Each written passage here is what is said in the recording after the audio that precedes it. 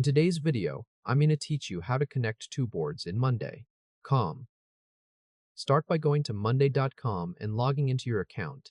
Once you're in, open the board you want to use as your starting point. This is the board where you'll add the connection, so make sure you're in the right workspace and looking at the correct board before moving on. Next, look across your columns and click the plus icon next to your last column.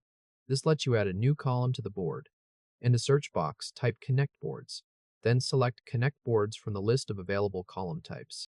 This is the feature that allows one board to link directly to another, which is useful when you want to relate projects, tasks, clients, or any other connected items across separate boards. After that, choose the board or boards you want to connect to. Monday.com will show you available options, and you can select the one that matches the workflow you're building.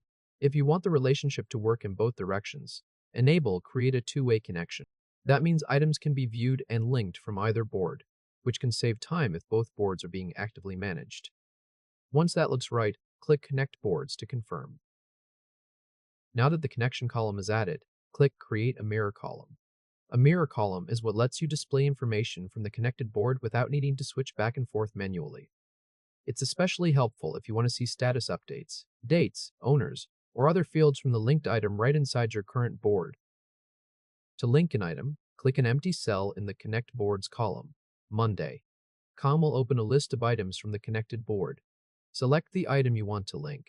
As soon as the connection is made, the relationship between those two items is established. Then click the Mirror column and choose the columns you want to mirror from the connected board.